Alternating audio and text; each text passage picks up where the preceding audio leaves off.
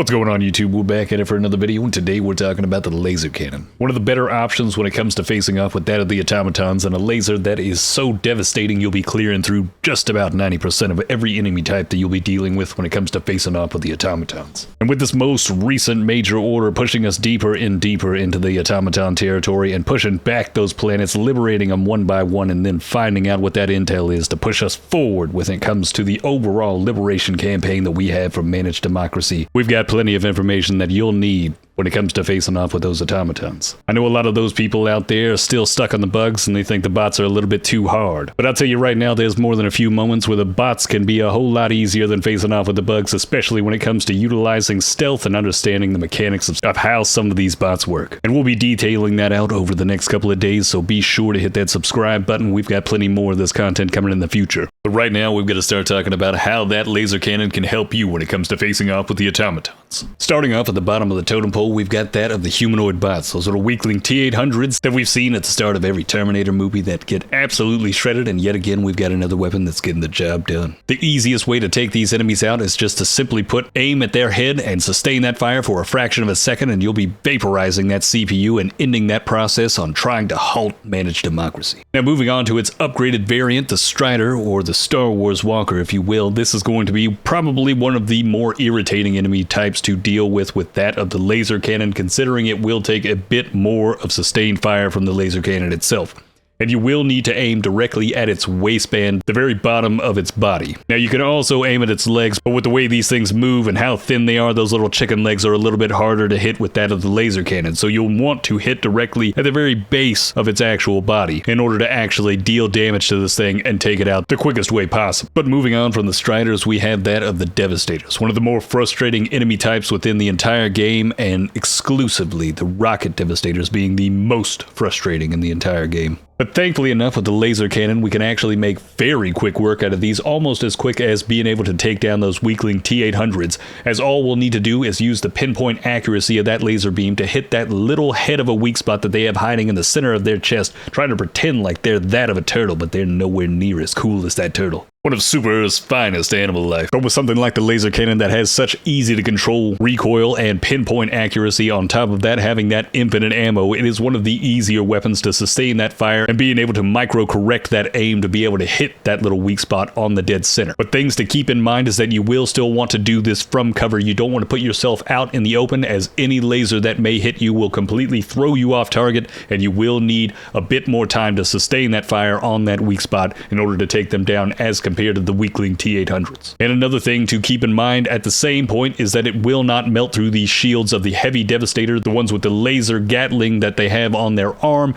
and anytime you have face-to-face contact with one of those, you want to make sure that you're diving away, as their pinpoint accuracy is going to melt you in no time and completely throw you off from being capable of destroying them by hitting that weak spot. But once you get the hang of this weapon, you are going to be melting through those crowds of Devastators with the quickness with this weapon. You will find yourself in a lot of instances constantly switching to this weapon to either snipe out these Devastators or take them out in droves when it comes to being able to utilize some type of cover and getting the angle on the heads of some of these Devastators that may be facing off with you. And one thing to also keep in mind is the simple fact that if you have those Rocket Devastators or even the Heavy Devastators and you get a side profile of them while they're focusing on one of your teammates, you can blow off the arms of the laser Heavy Devastators, and you can blow off the rockets on the shoulders of those Rocket Devastators very easily with just a small amount of sustained fire. So do keep that in mind. Teamwork makes the dream work, or in this instance, makes the freedom work.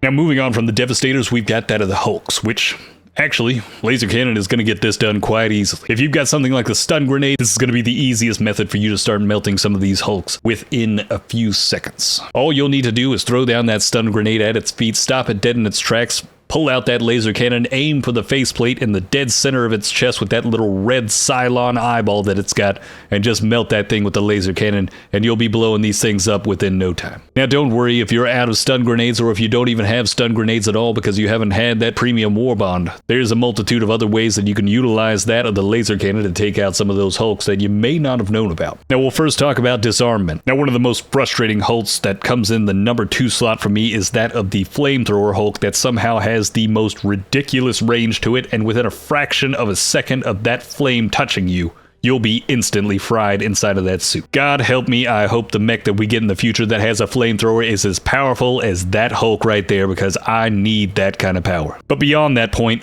one of the best ways that you can start to immobilize some of these Hulks, especially that one, is by shooting them in the shoulder of that arm that they have that flamethrower on with the laser cannon. You'll be able to melt down that arm in no time with that sustained fire of that laser cannon and be able to basically handicap that target from being able to harm your team, if not yourself. And from that point, you'll also be able to just walk around the backside of them and just melt them in the weak spot. Now, say they're at a good bit of distance and they don't have that capability of melting you quite instantly with that flamethrower or some of their weapons that they might have. Or maybe you just have the angle on their legs, which this is the interesting part that I had no idea about before this, is that sustained fire from the laser cannon, and possibly a multitude of other weapons, to the Hulk's legs will actually break the armor off that leg and turn them into what seems like a robot pirate peg leg. This will completely handicap every one of these Hulks and turn them down to a snail's pace when it comes to their capability of mobility. And in that instance, you will easily be able to start targeting on that faceplate and melting them with the quickness. Now, say you're still at a good bit of distance and it's still a little bit hard to hit that faceplate in the dead center. If you end up just going for the other leg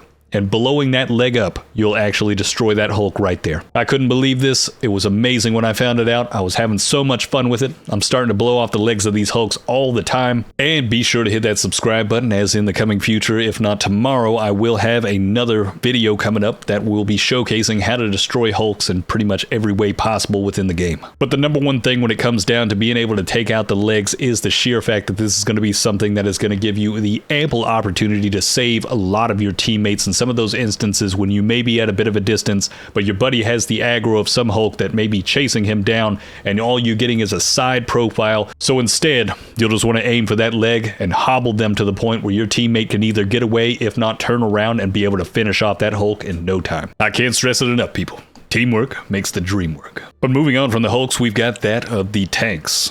Two different variety, one the laser and the other one with the actual cannon turret on top of it that looks like a real tank. But funny enough, they're both heavily armored, just one of them seems like it is light armored, which that is going to be the laser tank, which is actually, funny enough, going to be the harder one to take down with that of the laser cannon, considering it will have two metal plates on the front of it that will be protecting it that will reflect the damage of that of the laser cannon. But thankfully enough, anything beyond the point of those metal plates at the front of it, as long as you're sustaining fire on any portion of that back end behind those metal plates with the laser cannon, you'll be able to melt this tank in no time. You don't have to hit directly on those vents at the very back side of it of either one of these tanks. You just have to hit the very back end of them. Now, the reason it's a little bit more difficult to deal with that of the laser tank is the simple fact that, man, that thing has something stronger than the super jelly that we get out of the ship modules for our sentries when it comes to its mobility of turning radius. This thing, as soon as it's got target locked on you, it is going to be turning with the quickness. I wish every sentry I had this type of lubrication, because this thing is swiveling like it's no tomorrow. So your best bet in this situation is to get somebody else to either aggro that tank or try and find some type of high ground, as if you do get enough of that high ground to be able to look over the metal plates that are on the front of it